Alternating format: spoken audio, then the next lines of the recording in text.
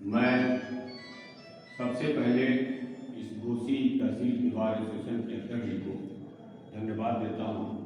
इन्होंने मुझे निमंत्रण दिया कि आप जब मऊ जा रहे हैं, मऊ प्रोग्राम मेरा और वहाँ भी रक्षा दिवस मनाया जाएगा, तो आप घोसी में जरूर रुक जाइए। मैंने कहा कि मेरा सौभाग्य होगा कि मैं घोसी बार एसोसिएशन में आऊँ और वहाँ आप लोगों का दर्शन करें। तो ये हमारी सौभाग्य है कि आप लोगों ने मुझको प्रेम दिया और यहाँ आप लोगों ने मुझको बुलाया। इसके लिए सबसे पहले सारे अभिनेताओं को मैं धन्यवाद देता हूँ। इस गोष्ठी में हमारे माननीय अध्यक्ष जी, संचालक महोदय भूपेश कुंवर जी, अनिल मिश्रा जी, मंत्री रमेश मौर्य जी, वरिष्ठ अधिवक्ता रविन्द्रनाथ उपाध्याय जी, कालिका दत्त पांडे जी, नजमुल इकबाल, रफीउल्लाह, प्रकाश वर्मा जी, सूबेदार राय, गोपाल जी वर्मा जी, आज मेरे वरिष्ठ अधिवक्ता व कनिष्ठ अधिवक्ता, आज का दिन जो है वो अधिवक्ता दिवस के रूप में मनाया जाता है।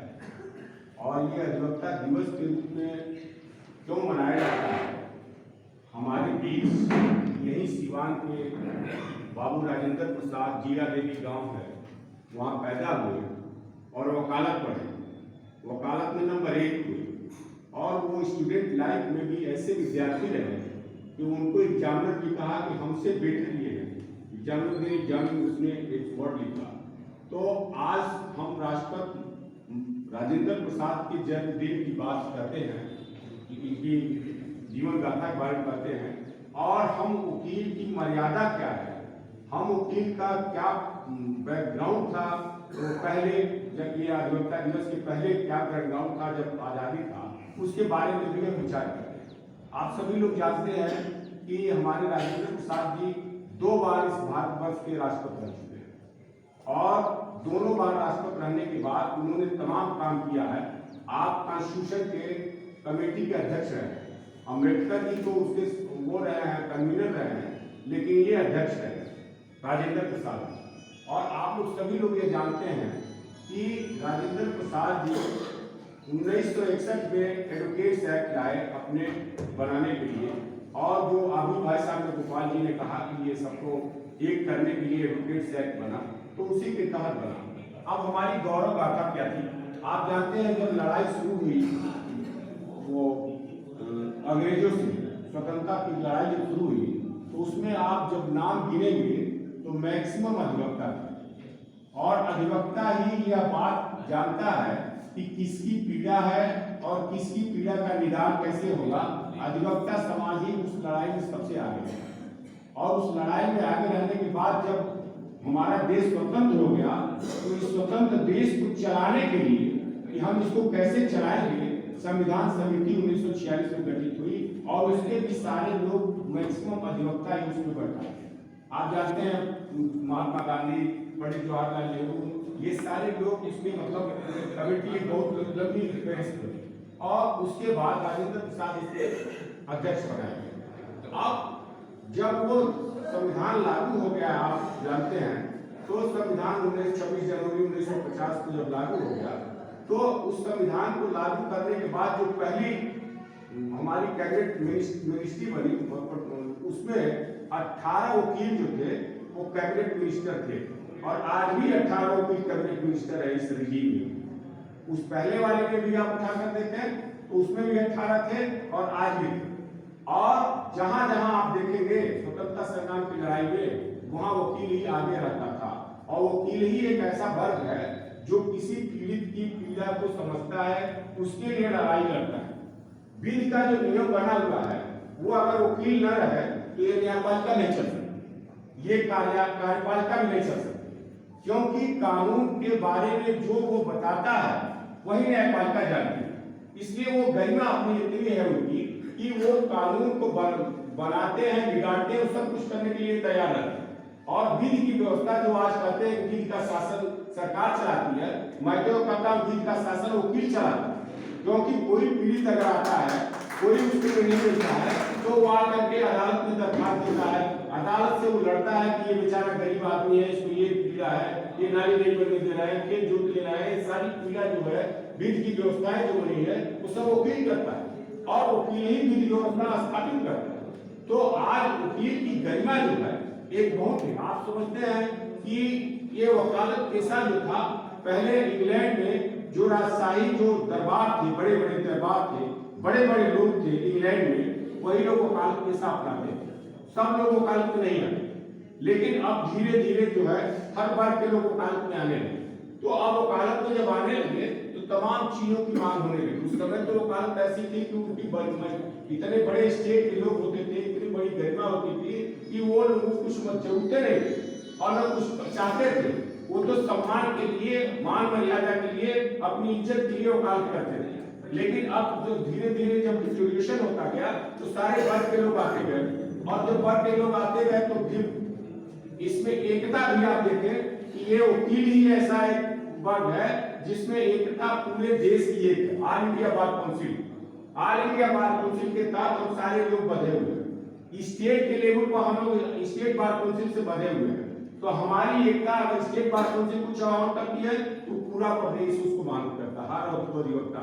यानी हमारी एकता जो खंडित नहीं होती। अगर ऑल इंडिया बार काउंसिल कुछ मांग करती है तो पूरा देश का अधिवक्ता एक साथ खड़ा हो जाता है।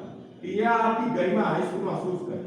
अभी हमारे भाई साहब ने एक कहा कि आपकी बार काउंसिल क्या कर रही है और कुछ वर्तमान जो उन्होंने कुछ किया है उसके बारे में भी कुछ प्रकाश है। आप पहले भी जानते हैं कि पहले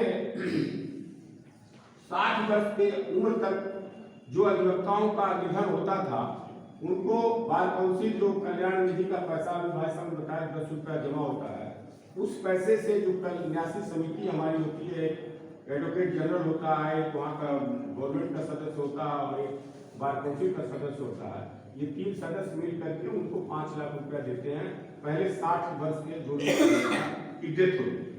लेकिन अब जब ये निजी हम लोग तो ये 60 से 70 वर्ष तक, यानी 70 वर्ष का भी अधिवक्ता अगर बनता है तो उसको भी 5 लाख रुपया क्लेम करने का दायित्व। पहले हम लोगों के रिजीम में यही बना कि पहले 10,000 रुपया मेडिक्लेम आप लोगों को मिलता था दवा वगैरह। लेकिन जब से हम लोग लड़कर के यहाँ गए तो हम लोगों ने इसको पास करा दिया 25,000 और किसी गंभीर बीमारी में 25,000 रुपया मिलता है। अगर उसके बाद भी कुछ होता है तो इधर फिर एक बना हुआ है, उसमें भी बार काउंसिल जो है मदद करेगी। और अभी कोरोना वाले में जितने लोग थे सबको 25,000 रुपया का बना हुआ है, उसे कभी कुछ वहाँ डिस्प्यूट चल रहा है, मेंबर से नहीं आ पाया, लेकिन सारी आए। अब एक नया स्कीम ये चला है, तो हम लोग गए चंडीगढ़ बार एसोसिएशन में एक नियम यह है कि एक तो जनरल बार एसोसिएशन के द्वारा वो बार काउंसिल के द्वारा रजिस्ट्रेशन किया जाता है, जिसमें वो 16,000 कुछ रुपया लगता है, आप जानते ही 165 रुपया।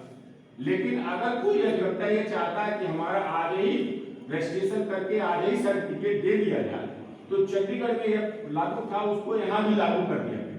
और जैसे अगर कोई वकील चाहता है कि हमारा आज ही रजिस्ट्रेशन करके आज ही सर्टिफिकेट जारी कर दिया जाए तो उसको 5,000 रुपया एक्स्ट्रा जमा करना, और 5,000 एक्स्ट्रा जमा करने पर वो जाएगा 12 बजे तक, लेकिन स्वयं जाना पड़ेगा। 12 बजे तक उसको जाना पड़ेगा, आवेदन देना पड़ेगा और 4 बजे उसको रजिस्ट्रेशन करके उसका सर्टिफिकेट उसको वापस कर दिया जाएगा। ये नया नियम बना है। और इससे बार काउंसिल को जो आमदनी होगी वो अधिवक्ताओं के प्रति खर्च। अभी तक जो आप कह रहे थे अधिवक्ता में जो पैसा 10 रुपया हम लोग देते हैं, क्या होता है आप जानते हैं कि हमारे मुख्यमंत्री जी इससे पहले एक स्कीम लागू किया कि जो 5 वर्ष के अधिवक्ता हैं उनको 5,000 रुपया हम स्टाइप करते हैं। कई बार आया, पेपरों में आया, हमारे बार काउंसिल में भी लिख कर आया, और ये हम जानते 5 वर्ष बीतने जाएगा, लेकिन एक भी पैसा हमारे पैसे से वो पैसा बार काउंसिल को नहीं आया कि हम 5 वर्ष के जो अधिवक्ता हैं उनको स्टाइपेंड के रूप में दे सकें।